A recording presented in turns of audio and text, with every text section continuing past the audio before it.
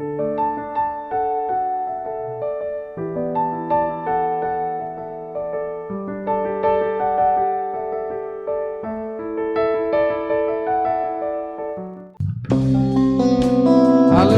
Se você pode, aplauda bem forte ao nome do Senhor, aquele que vive e que reina para sempre, Senhor da igreja, Senhor da minha vida, da sua vida, e que está presente aqui em nosso meio.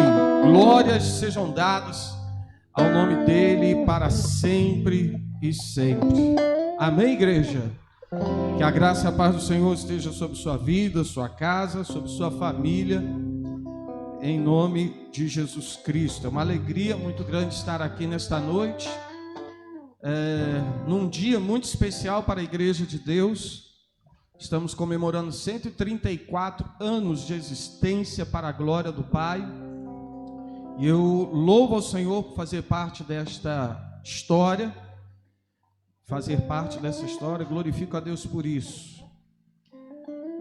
No dia 15 de maio de 1988, meu Deus, quando a gente fala assim, 1900 e alguma coisa, assusta, né? A gente está em 2020, então assusta um pouco.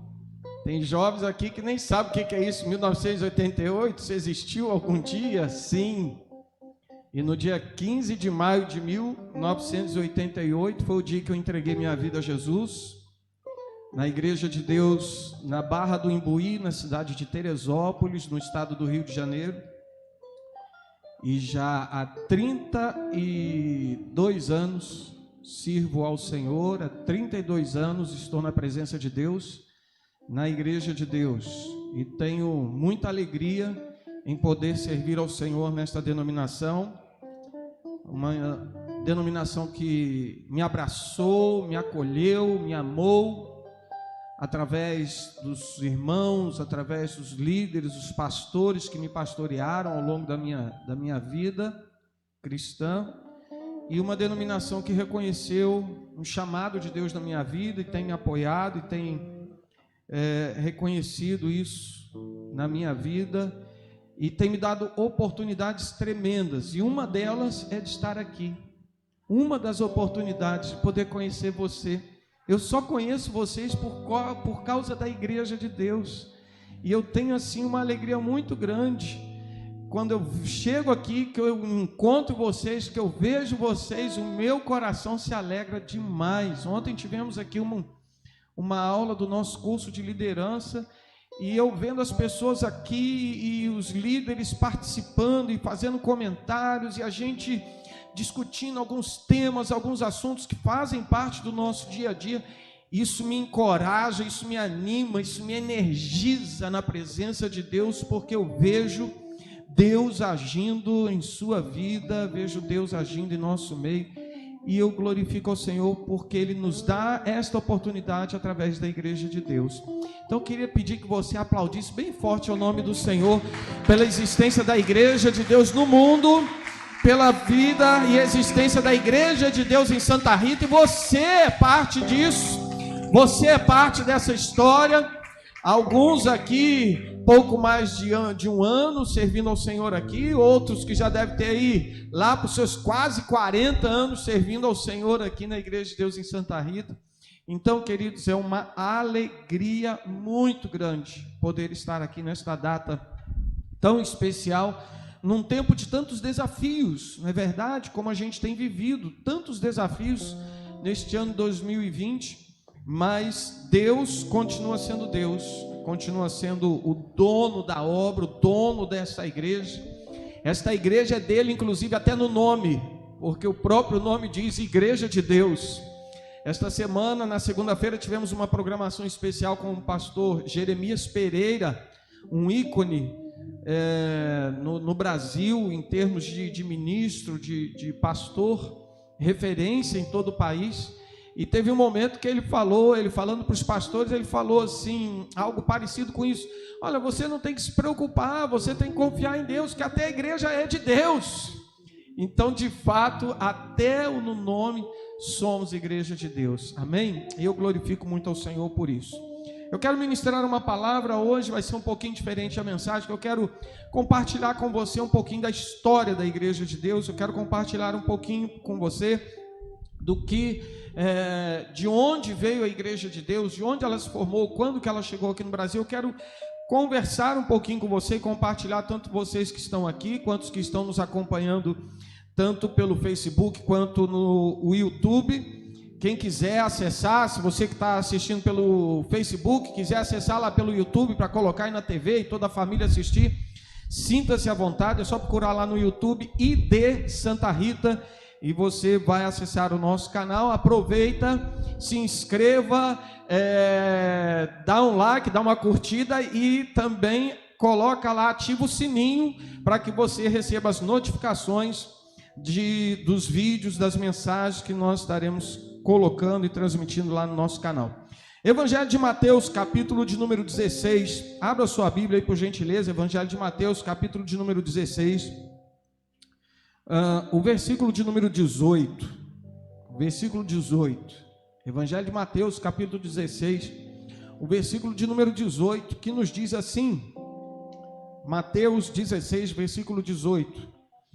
Também eu lhe digo que você é Pedro, e sobre esta pedra edificarei a minha igreja, e as portas do inferno não prevalecerão contra ela. Amém? Feche teus olhos e não o seu coração, e vamos falar com Deus. Pai querido, obrigado por tua palavra e obrigado por esse momento que o Senhor nos dá, onde podemos compartilhar um pouco daquilo que o Senhor tem tratado, falado, agido em nossas vidas por intermédio da tua palavra.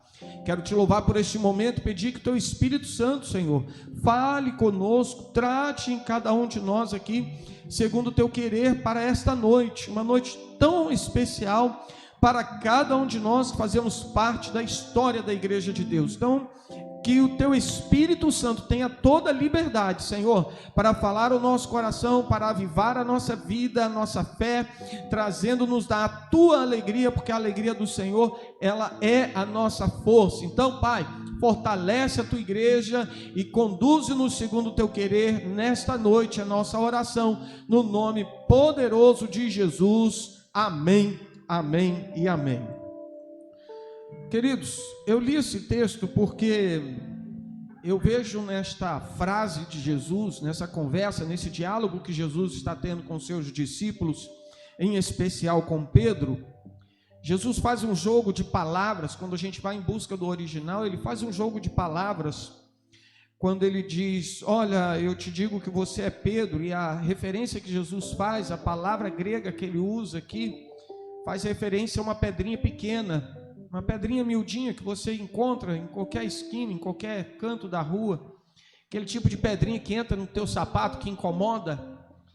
Jesus está falando para Pedro isso, olha, Pedro, você é uma pedrinha pequena, mas eu vou edificar a minha igreja. E aqui ele usa um outro termo grego, e esse termo grego faz uma referência a uma rocha enorme. E essa rocha, ele estava referindo-se a si mesmo. Então ele diz aqui, olha, Pedro, você é uma pedrinha pequena, mas eu sou uma rocha, eu sou uma montanha rochosa, e esta igreja, ela vai estar edificada em mim, e uma vez que esta igreja esteja edificada em mim, ela terá poder e autoridade para avançar, para crescer, e muito mais. Se ela se deparar diante do avanço, diante do crescimento, ela se deparar com as portas do inferno, nem as portas do inferno serão poderosas, serão fortes o suficientemente para fazer esta igreja parar. Muito obrigado.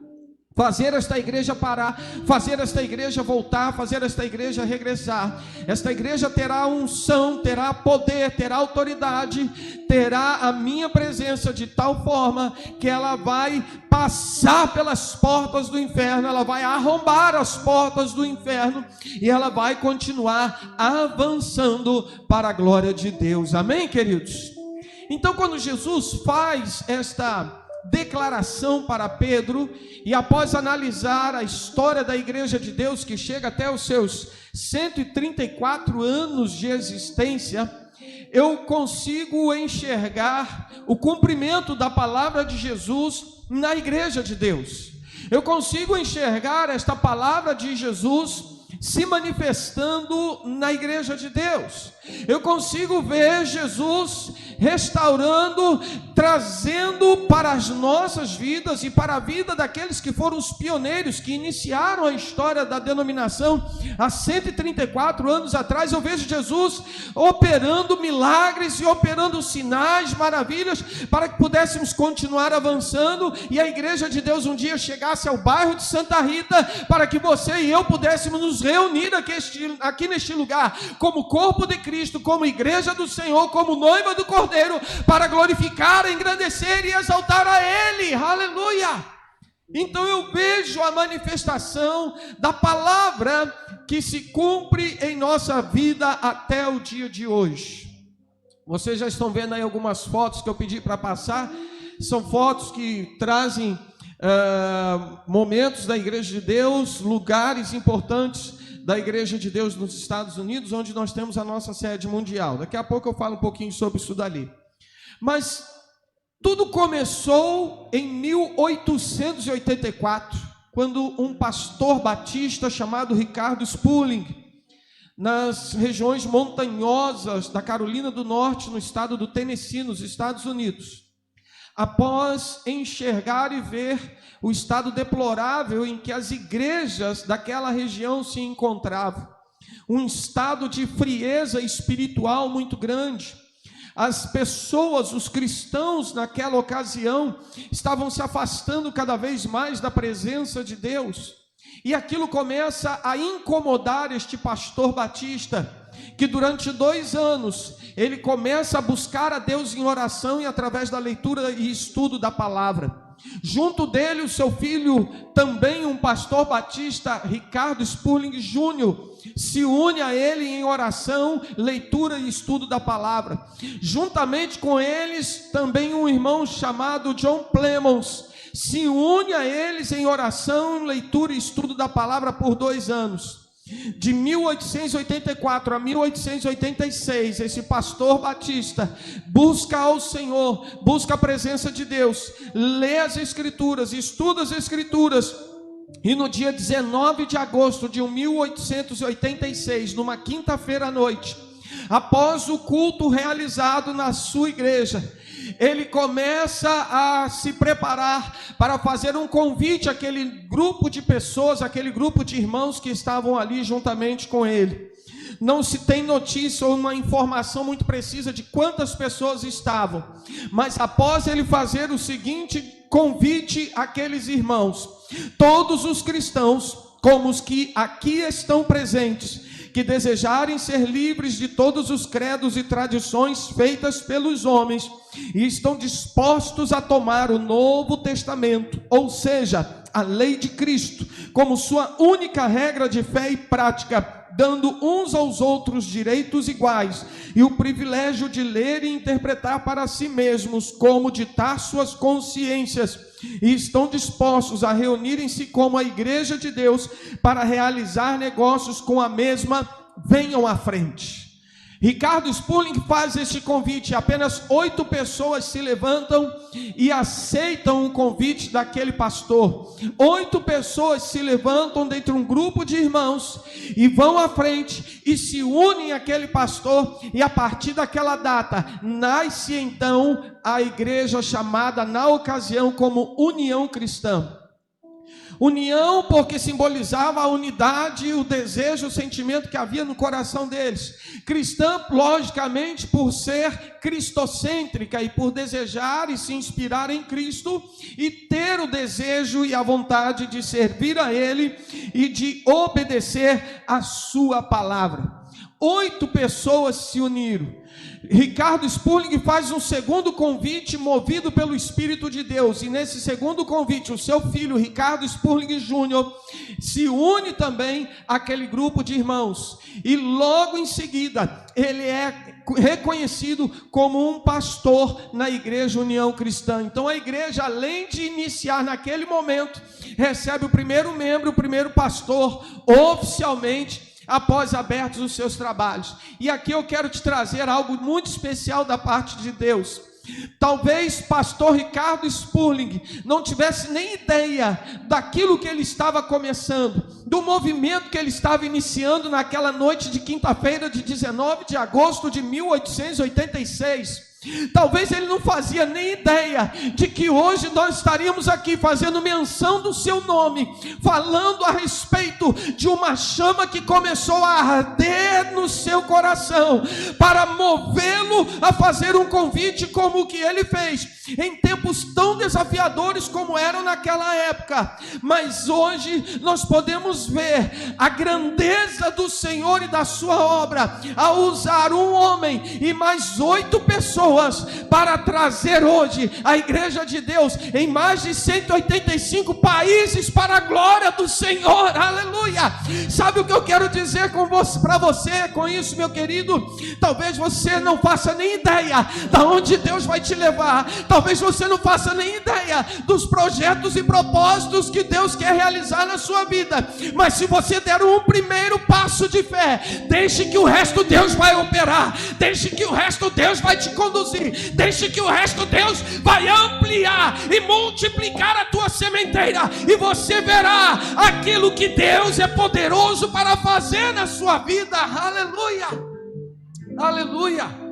Às vezes a gente fica aborrecido, chateado, entristecido, a fé enfraquece, a gente se permite muitas vezes ser conduzido por tantos sentimentos que esfriam a nossa vida, que esfriam a nossa fé, porque queremos iniciar algo de forma grandiosa, queremos iniciar algo chamando a atenção de tudo e de todos, e quando a gente pensa desta forma e as coisas não se encaixam ou não vão do jeito que a gente planejou e pensou, a gente fica triste, a gente fica chateado, a gente desiste, joga a toalha. Querido, presta atenção, para você ser grande primeiro tem que ser pequeno, para você chegar a algum lugar você precisa dar o primeiro passo, para você subir e chegar ao topo de uma escada, você tem que pegar e pisar no primeiro degrau. Então uma coisa de cada vez, comece a sonhar grande, mas dê os passos pequenos e Deus vai te levar a voos mais altos para a glória do seu nome. Aleluia.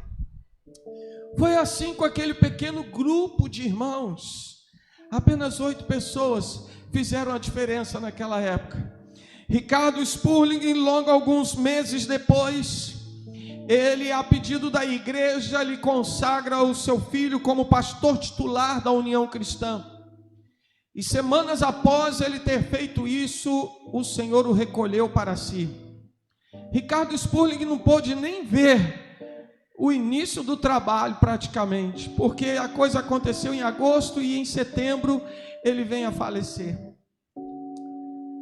Ele não pôde nem desfrutar, mas o seu nome consta na história, e ele lá no céu, certamente ele recebeu um grande galardão pelos resultados que ele ainda colhe até o dia de hoje, por uma atitude de fé há 134 anos atrás. Aleluia, oh glória a Deus. O seu filho assume o ministério pastoral daquela igreja, começa a pregar, a anunciar a santidade. O problema é que os primeiros 10 anos de pregação não obtiveram grandes resultados. Por quê? Porque o pastor Ricardo Spurling Jr. enfatizava apenas um lado negativo da santidade. Ele tratava a santidade apenas um lado negativo, ele não trazia os benefícios de uma vida de santidade, ele não falava os pontos positivos do viver uma vida de santidade na presença de Deus. Então quando ele anunciava só o não pode, só o não faça, só o não isso ou não aquilo, ele não obteve muito sucesso. Você imagina um homem pregar o evangelho 10 anos anunciando a mensagem e não conseguir obter muitos resultados. Certamente em muitos momentos ele se sentiu desestimulado e desanimado, mas havia algo, um propósito no coração de Deus, para que ele não abandonasse o chamado que o Senhor o delegou e colocou sobre a sua vida. Ele persevera, e somente 10 anos depois, Deus começa a mudar a história da União Cristã. Somente em 1896, Deus começa a derramar do seu Espírito Santo e a batizar os crentes, os poucos crentes que haviam se convertido, e um grande reboliço começa a acontecer naquelas regiões montanhosas, pessoas falando em outras línguas, e eles começaram a perceber que era algo parecido com o que aconteceu em Atos dos Apóstolos, capítulo 2, quando o povo reunido no templo foram selados pelo batismo do Espírito Santo e falaram em outras línguas conforme o Espírito Santo de Deus concedia eles que falassem.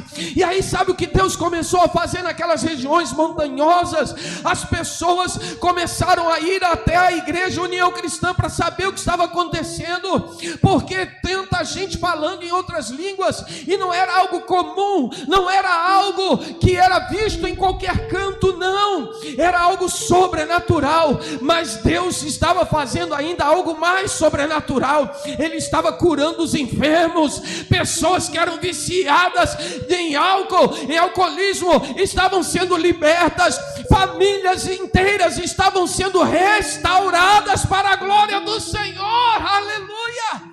E aquilo começa a chamar a atenção das pessoas, as pessoas começam a se converter, as pessoas começam a se achegar na presença de Deus, mas isso também chama a atenção de muita gente que não queria que aquilo acontecesse, de muita gente que era contrário a uma vida de santidade. Só para nós termos uma ideia, numa certa ocasião, uma igreja batista excluiu 33 pessoas naquela época, simplesmente pelo fato deles assumirem que gostariam de ter uma vida de santidade diante de Deus. 33 pessoas foram excluídas numa tacada só. Então aquele movimento que Deus estava fazendo através da União Cristã chamou a atenção das pessoas, e eles começaram a vir contra aquele movimento.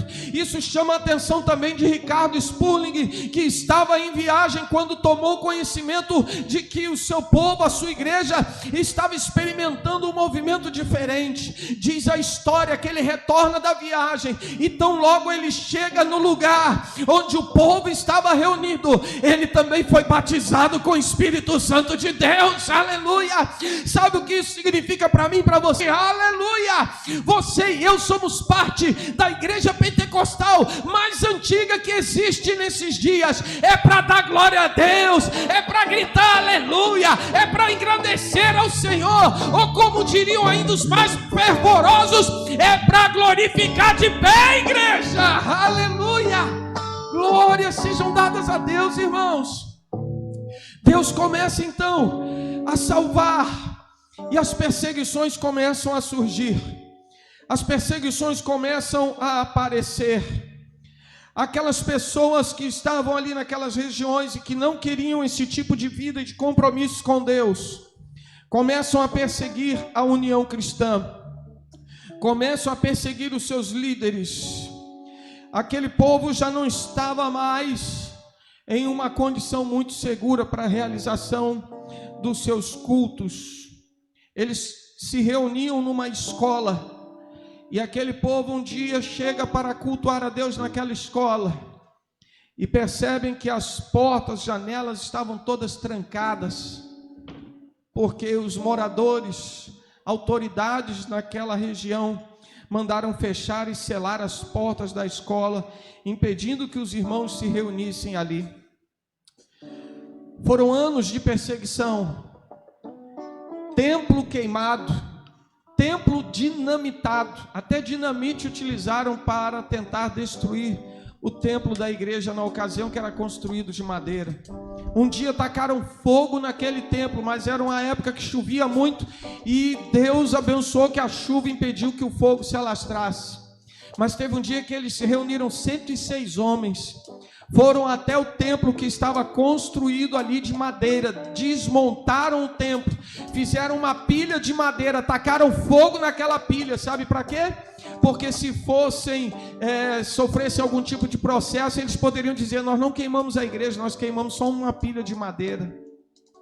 Todo esse tipo de perseguição a igreja de Deus sofreu no início da sua história.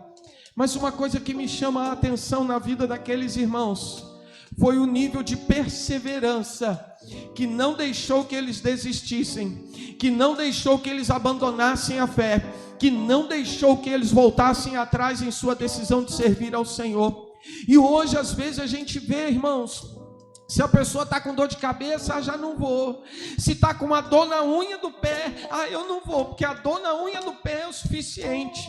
Se tem uma festa de aniversário do papagaio que pertence ao cachorro do vizinho, do primo dele, ele deixa de vir cultuar para participar da festa de aniversário do papagaio que pertence ao cachorro do vizinho do primo. Os valores estão sendo trocados, os valores estão sendo modificados. Muitos de nós estamos negociando a nossa fé. Muitos de nós estamos deixando a nossa fé de lado. Se o pastor fala isso, eu vou ficar fraco. Se o pastor fala aquilo, eu vou ficar fraco. Se o pastor fala sério, o pastor está falando sério demais. Se fala brincando, ele só fala brincando. Ou seja, nós vivemos tempos onde já não há mais um equilíbrio da fé. A nossa fé está como se estivesse numa montanha russa. Uma hora está lá em cima, outra hora está lá embaixo. Uma hora está lá em cima, outra hora está lá embaixo. E numa velocidade incrível. Não temos mais estabilidades emocionais ou espirituais que nos conduzam numa vida de equilíbrio na presença de Deus. Mas aqueles irmãos me ensinam, irmãos, que se somos perseverantes, mesmo em meio à tribulação, mesmo em meio à perseguição, mesmo em meio a tantas lutas e adversidades, o Senhor nos dá a vitória em Cristo Jesus. Aleluia! Louvado seja Deus. Independente do tipo de desafio, independente do tipo de dificuldade, independente do tipo de circunstância que você e eu estejamos enfrentando e vivenciando, Deus nos dá a vitória para a glória do seu nome. Aleluia! Mas a história da igreja de Deus no seu primórdio, ela sofreu um baque muito grande. Não foi o baque da perseguição. Algumas pessoas tiveram até mesmo a sua vida ameaçada. Tivemos irmãos sendo baleados, feridos. Diz a história que um dia eles estavam reunidos na casa de um irmão, e um grupo de pessoas, um grupo de homens, começaram a ameaçar a casa, jogaram pedras, quebraram vidraças. E a esposa do irmão, do dono da casa, ela chega diante daqueles homens e diz: olha, vocês estão sendo convidados a entrar e a participar do culto com a gente. Vocês não precisam, eles estavam encapuzados, e ela diz: vocês não precisam usar máscara, capuz, eu sei quem são vocês, mas nós não estamos aqui para repreender vocês, estamos aqui para amá-los e para recebê-los de braços abertos, para entrarem na nossa casa e participar daquilo que Deus está nos dando. Eles enfrentaram todo esse tipo de perigo e foram vitoriosos, mas não foi isso que trouxe um prejuízo para a igreja de Deus. Alguns anos mais tarde, a igreja começou a entrar num fanatismo religioso. Na verdade, esse excesso religioso, esse fanatismo, causou mais males à igreja do que a própria perseguição em si.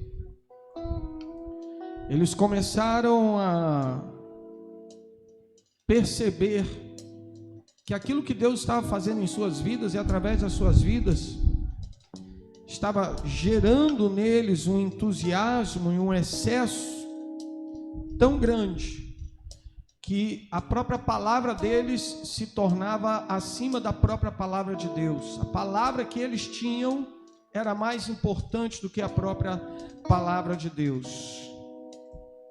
Se tornaram mais religiosos do que a Bíblia Sagrada. Isso gerou grandes dificuldades. As pessoas começaram a se afastar, começaram a se esfriar, e todo o trabalho, tudo aquilo que havia sido conquistado até então, até 1902, começou a se perder. Então, no dia 15 de maio de 1902, o pastor Ricardo Spurling convoca os irmãos que ainda estavam firmes na fé, com um clima de tristeza e de muitos questionamentos. Eles se reúnem, abrem a assembleia e naquele dia eles tomam algumas decisões, dentre elas a mudança do nome da igreja, de União Cristã para Igreja da Santidade de Camp Creek. E eles começam a tomar alguns passos em busca de um equilíbrio, para que aquele fanatismo não continuasse gerando ainda mais prejuízos. Sabe o que eu aprendo aqui, irmãos? Ser cheio do Espírito Santo é tão importante quanto ter um entendimento da palavra. Ser cheio do Espírito Santo é tão importante quanto você ter o conhecimento da palavra e do Deus da palavra. Isso gera equilíbrio na nossa vida. Na verdade, uma das coisas que eu entendo perfeitamente é que o Evangelho de Jesus Cristo, ele traz equilíbrio na vida do ser humano. Ele traz equilíbrio na nossa vida emocional, ele traz equilíbrio para a nossa vida espiritual, ele traz equilíbrio para a nossa vida financeira, para a nossa vida sentimental, ele traz equilíbrio para a nossa vida física, psicológica. Quando nós vivemos de fato o Evangelho simples de Jesus, nós vivemos uma vida de equilíbrio e desfrutamos do melhor de Deus enquanto estamos aqui. Simples assim.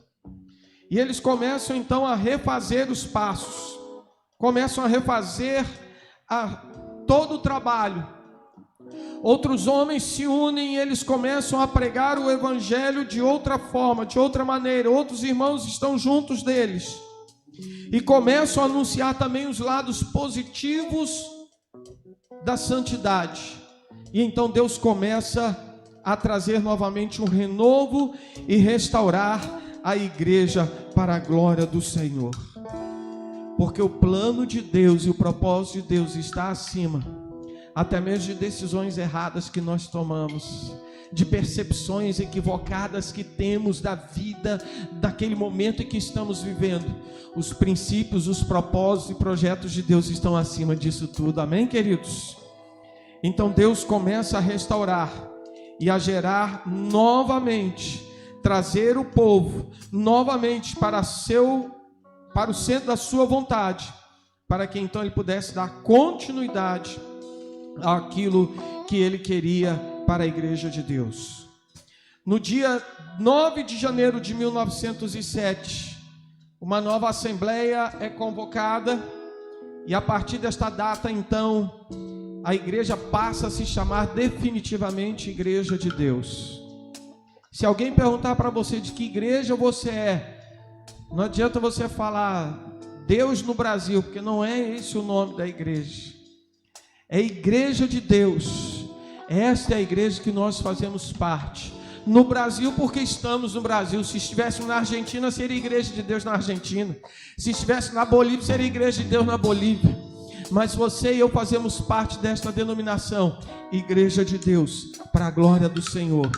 Em 1907, então, torna-se Igreja de Deus em definitivo. A igreja começa a crescer, a se expandir, a alcançar outros países, a alcançar outros mundos, a alcançar outros lugares. E até o ano de 1955 não tínhamos ainda nenhuma Igreja de Deus aqui em nosso país. Mas exatamente neste ano, uma missionária da Igreja Calvário Pentecostal, chamada Matilda Paulsen, estava aqui no nosso país e estava plantando a Igreja Calvário Pentecostal, pregando o Evangelho e ministrando a palavra por conta de um chamado que ela sentia e percebia da parte de Deus para ser missionária aqui na nossa nação, uma missionária americana. E ela vai para a cidade de Catalão, no estado de Goiás. Naquela cidade, no estado de Goiás, em 1955, não havia nenhuma igreja pentecostal naquela ocasião. Quando a missionária Matilda Paulsen começa a pregar o Evangelho, começa a pregar o Pentecostes, as pessoas jogavam tomates nela, porque ela pregava nas praças e ela era alvo de tomates, de ovos, inclusive ovos podres.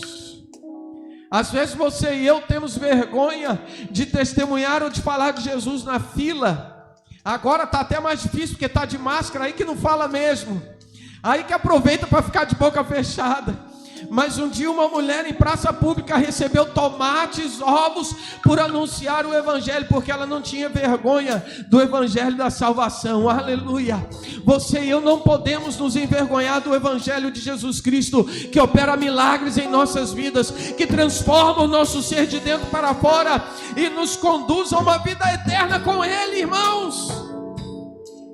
E aquela mulher começa então a ganhar pessoas, a ganhar famílias, enfrentando muitas dificuldades, até que ela percebe que ela não tinha mais condições de manter o trabalho através da Igreja Calvário Pentecostal por falta de estrutura. Diz a história que ela conhece alguns líderes da Igreja de Deus norte-americana. Numa reunião com eles, ela expressa um desejo de se unir à Igreja de Deus, para que a Igreja de Deus então pudesse tomar conta dos trabalhos que estavam sendo realizados aqui na cidade de Catalão. A Igreja de Deus recebe aquela irmã como membro da Igreja de Deus nos Estados Unidos, recebe ela como missionária e a envia de volta ao Brasil como missionária agora da Igreja de Deus. Ela se reúne com o seu povo, com os pastores da ocasião, com os irmãos da Igreja Calvário Pentecostal, e ela então dá início, se une à Igreja de Deus no ano de 1955 para a glória do Senhor. E a partir de 1955 a Igreja de Deus está oficialmente estabelecida em nossa nação. Aleluia. Você pode dizer glória a Deus por isso? Aleluia. Desde 1955 a Igreja de Deus está aqui. Desde 1955 a igreja começa a se expandir a partir da cidade de Catalão, no interior de Goiás. Ela começa a alcançar outros estados da Federação Brasileira. Hoje nós temos pelo menos uma Igreja de Deus em todos os estados da nossa federação, para a glória do Senhor. Aleluia! Inclusive aqui no estado do Espírito Santo, nós estamos aqui já há 51 anos para a glória de Deus. Isso tudo porque alguém em 1886 iniciou um movimento nas montanhas da Carolina do Norte, e hoje eu e você estamos aqui para a glória do Senhor. Aleluia! Louvado seja Deus, irmãos. Então hoje, um movimento que iniciou com 8, somos mais de 8 milhões de membros espalhados por mais de 185 países no mundo. Somos hoje mais de 39 mil igrejas organizadas em todo o planeta Terra.